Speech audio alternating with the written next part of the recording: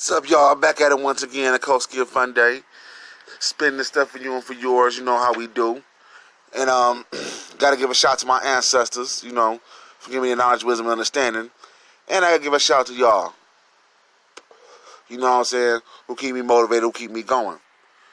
Anywho, this one is called Eyes on the News. Asian Americans for Equal Opportunity. A thriving minority group breaks with the progressive consensus on race. This is written by Christopher F. Rolfo, October 8th, 2019, so just recently. Asian Americans in Washington states are beginning to rebel against the progressive orthodoxy on diversity, equity, and exclusion. Earlier this week, Democratic lawmakers passed a law repealing a ban on affirmative action that Washington voters approved in 1998. Initiative of 1000 legalized race based on discrimination in college admissions and public sector employment, which advocate argues will lead to greater opportunities for minorities. In practice, though, the law will still harm Asian Americans by reducing their admissions to Washington State, the University of Washington system, unfairly punishing their academic success. According to court findings, when a similar system was enacted at Harvard, which included personality scores, it created an Asian American penalty that effectively halved Asian American admissions compared to academic-only models. During the legislation session of I-1000, more than 300 Asian Americans showed up in Olympia at 5 p.m. to attend the committee hearing in their voices their opposition. Democrats nevertheless passed the bill on a party line vote, with one senator dismissing the activists, telling them they can always collect another 200,000 signatures to run another ballot measure against the law.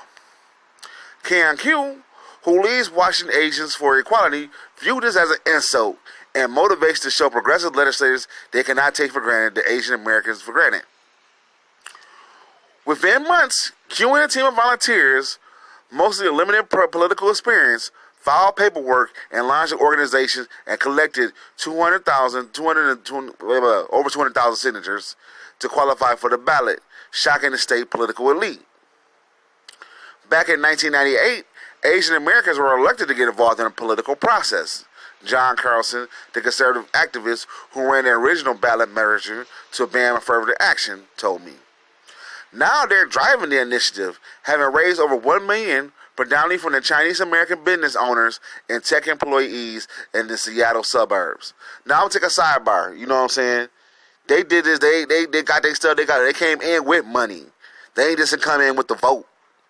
You know what I'm saying? And they're not putting party politics above group politics. The group being Asian Americans and stuff like that. They're not letting the political parties, Republicans or Democrat, dictate to them. This is what we want. This is what we're gonna push. Back to it. While the new activists I saw the advice from Carlson, an anti-affirmative action veteran, wore currently, they have made the campaign their own, attacking I-1000 as a 21st century Chinese Exclusion Act. So now they're using it. Now they're attacking affirmative action as a Chinese Exclusion Act that will bring back different rules for different races. They have co-opted the rhetoric of identity politics and used it to attack progressives who claim to fight for diversity, but oppose the interests of inconvenient minorities such like the Asian Americans, who contradict their beliefs that all minorities are victims of oppression. My own family, the campaign has personal ramifications. My wife is an immigrant from Thailand. Our oldest son is passionate about math and science. I don't want to explain to him that people who look like mommy have to score higher to get into college than people who look like daddy. A direct violation of American principles of equality under the law. Other biracial families we know are already discussing how to invade the looming Asian American penalty. Some have floated the idea of passing their children as white only in academic registration forms. Others haven't discussed using their maiden names to hide their children's ethnic heritage. Looking ahead, the campaign to repeal affirmative action has potential to change the racial dynamics of statewide politics. Asian Americans have become the first minority group to reject the progressive consensus, But organizations believe that Indian Americans and others could be next. Lyndon Yang, prior to Washington Agents for Equality, believed that Indian Americans, more recently arrived for the tech sector employment, shared the same hesitation that the Asian American community had a decade ago. In 5 or 10 years, Yang believed they'd be ready to join the fight against progressive racial agenda that punishes their success. The message from the Washington Agents of Equality is simple. Race-based discrimination is wrong.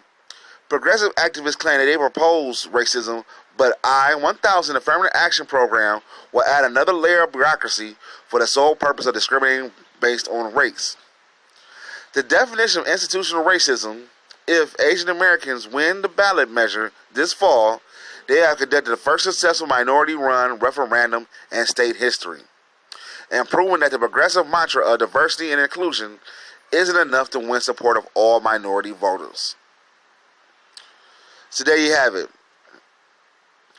Nah, they not, you know what I'm saying? They out here TCB and taking care of business amongst themselves, grouping themselves up and making themselves a tight block.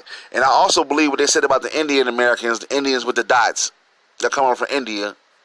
You know what I'm saying? I also believe that they're going to be a prolific block too. You know, they come in one in my state where I'm at. Them and the Arabs. They not looking for inclusion and all that stuff like that and diversity. You know what I'm saying? They going for theirs. They TCBing. They going for what's good for the Arab people in our section right now, or the Asian people in this situation in Washington State. You know what I'm saying? The Chinese business got involved. Everybody, they had their little think tanks. They sat down. They came up and popped up with $1 million to fight this stuff. And have more coming down. You know what I'm saying? So, hey, you know what I'm saying? We got to understand that we have no friends out here. We doing what we got to do. This is Kosi of Fun Day saying, hey, hit the like button, subscribe to the channel. African history, African news, every day, all day. Peace.